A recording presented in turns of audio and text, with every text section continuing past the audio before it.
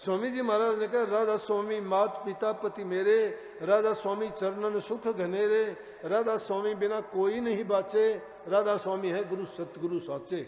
राधा स्वामी सच्चे सतगुरु हैं, राधा स्वामी के बिना कोई नहीं बच सकता। लेकिन उनका नाता कौन सा बताया कि राधा स्वामी मात पिता पति मेरे, सब नाते मेरे उस गुरु के साथ हैं। उनके साथ कौन से? वो माता भी हैं, पिता भी हैं, पति भी हैं, भाई भी हैं, बेटे भी हैं, संबंधी भी हैं। संतों से मेरा लेना देना, संतों से व्यवहारा, संतों से ही हमारा लेना देना और व्यवहार है। भगत लोग का दूसरी चीजों से क्या काम और उनसे क्या कारज सरेंगे दुनियादारी के? कौन किसके कारज साधता है? लेकिन हाँ, गुरु तुम्हारा साथ देगा, अगत में भी देगा, यहाँ भी देगा। लेकिन अगर सच्चे मन से गुरु की भक्ति में लग जाओगे, लीन हो जाओगे, तो तुम्हें कोई चीज की जरूरत भी नहीं रहेगी कहने की, पूछने की और मांगने की भी। क्यों? कि गुरु के ज्ञान में वो शक्ति है कि आपकी सब इच्छाओं को, सब मांगों को, सब तमन्नाओं को, सब चीजों की पूर्ति कर देंगे।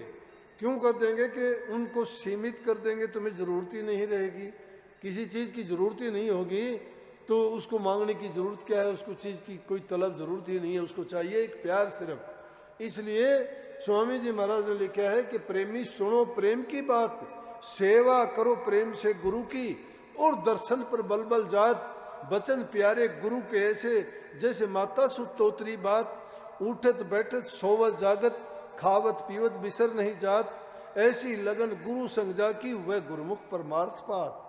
परमार्थ के रास्ते पर चलना चाहते हो ना, तो उसका सबसे आसान तरीका ये है कि गुरु को, गुरु के बताए नाम को उठते बैठते सोते जागते हर पल उसको याद रखो। और ऐसी लगन जिसकी लग जाएगी, उसको ये चिंता करने की जरूरत नहीं है, उसका परमार्थ तो बना बनाया पड़ा है, बनता चला जाएगा।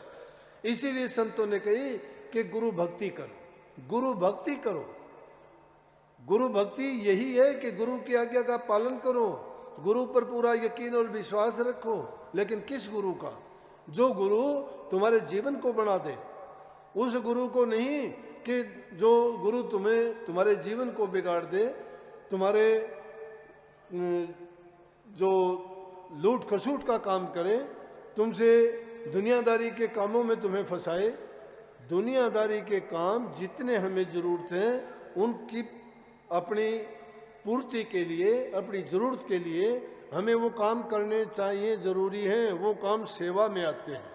सेवा को अकेला ये सेवा ना मान लेना कि सेवा सत्संग की सेवा होती है, ये सेवा ना मान लेना माँ बाप की सेवा होती है, ये भी ना मान लेना कि सेवा की अपाहिज की, भूखे गरीब की सेवा है।